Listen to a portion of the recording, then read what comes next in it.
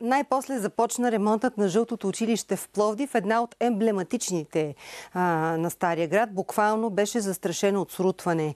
На място сега е репортерът ни Ники Решинов, за да ни каже повече за добрата новина. Ники, здравей отново! Здравей, Мариана. Наистина пловдивчани, хората, които се интересуваха живо от съдбата на Жълтото училище в града, доста трябваше да чакат. От 2016 година бе направен опит за основен ремонт на сградата, която в годините се рушеше и беше в така тежко състояние, но заради административни процедури Националният институт за недвижимите паметници на културата спря строителството. Така до тази година, когато дейностите вече започват. Да кажем, че наистина тази сграда е с една дълга история, повече от 150 години.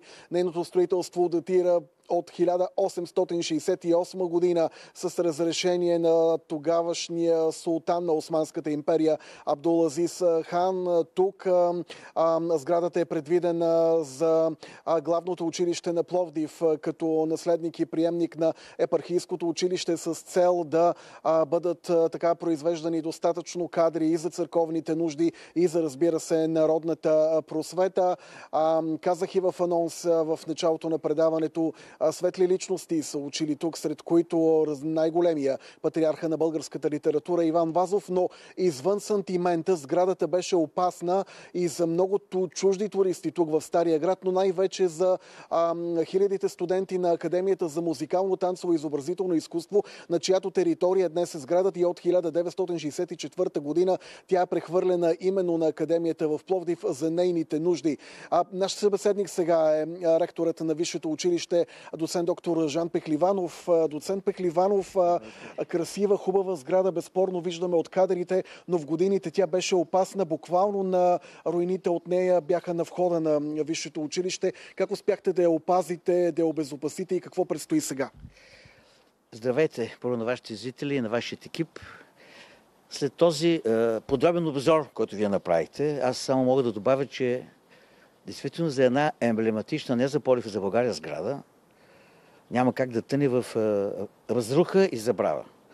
Но ако погледнем оптимистично на всичко това, може да кажем, че тези 9, почти 10 години до момента се изчаква най-добрите архитекти и най-добрите архитектурни планове, строители, и за да може Нинка да одобри един план, в който тази сграда да бъде най-близка по външен вид до нейният автентичен вид в началото. Но и сега виждате за какво движение на автомобили. Ето и студенти си тръгват от академията. Буквално тя е надвиснала на входа.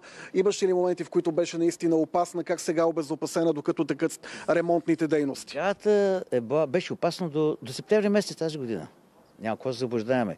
Декември месец, 26 декември миналата година, след първият сняг падна предната фасада, тъй като всичко течеше, покрив течеше, улици течаха. Тогава стартирахме един аварийен ремонт, в който направихме доста решителни, предприехме стъпки, които бяха съгласувани с основния чертеж и проект, който все още обаче нямах разрешително строителство, нямах право на строеж. Но се работеше по този проект и от средата на септември, от 13-тия, да ни бъркам някой ден, вече почнахме да работим по основният план. Обезопасили сте строежа. Как ще протекат сега ремонтните дейности? Какъв е периода, който сте си дали? Ремонт посред зима, малко нетрадиционно, но обстоятелствата ви притискат. Посред зима ние вече направихме покрива. Горе покривът, вие откъде го виждате, до покривът е на 100% сменен. От всяка градичка до всяка една кирмида и лук. Всичко е на 100% сменено.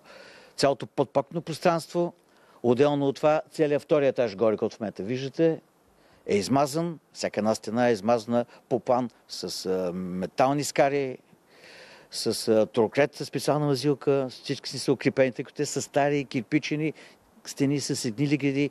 Всичко е сменено. Всяка града, която не е годна, е сменена. И дори горе вече е излята бетонната... То не е плоча, тъй като е само 8 см, но е бетонна замазка с армировка, с всичко, което е по-скоро изискване за пожаробезопасност. Казахте, тези 9 години и дългото чакане си е струвало, защото сте избрали най-добрите изпълнители, архитекти. Гаранция ли е това, че тази красива фасада, която виждат запазена нашите зрители, цялото жълто училище ще бъде възродено в неговия автентичен вид, този, който го е превърнал в символ, емблема? Това е пълна гаранция и просто наш дълг е да следваме точно плановете, които са дадени и които са одобрени от НИНКН. Спрямо тези планове архитектурни, всичко е както... Между тази стена, която в момента се вижда, тя не е изкъртена още, тази масилка. Трябва да затворим улицата, тук трябва да говорим вече с кмет на град Пловдив, което стане в близко време, да се изкърти цялата мазилка, да се поставят тази армировка. Виждате ли как тази цялата арматурната част, арматурната част да се постави и от тази... Тя само тук не е поставена. Да се туркретира с специални замазки. Аз мисля, че са френски, те са са италиански последствие, скъпи мазилки. И това е. Виждате, това ще стане преди снега. Разбираме по вашия разказ, че говорим за истина един шедьовър, датиращ от преди повече от 150 години. Доцент Пехливанов, на края на нашия разговор, сградата, освен че е красива и важна за Пловдив, тя е изключително нужна на вас. Всяко висше училище в Пловдив среща трудности с достатъчните си бази. Какво е нейното бъдещо предназначение, след като приключите? Уверявате, че това ще е преди снега. Сградата, ние ще приключим март месец. Аз си говоря, че преди снега трябва да приключим външното измазване. И вече почне да работим вътре. Иначе тя се остава образователен център, образователна сграда. Вътре ще има лекции. Мисля, че има 2, 4, 6 горе и 6 на втория етаж, 12 има към 18-20 помещения, които ние имаме крайна нужда. И всичко е направено според съвременните изисквания. Много ви благодаря. Имаме добра новина накрая. Жълтото училище, такова за каквото е построено, ще остане такова и повече от 150 години по-късно с образователни и просветни цели. Ремонтът тече в пълната си сила. През март ще се върнем, за да ви покажем крайния резултат.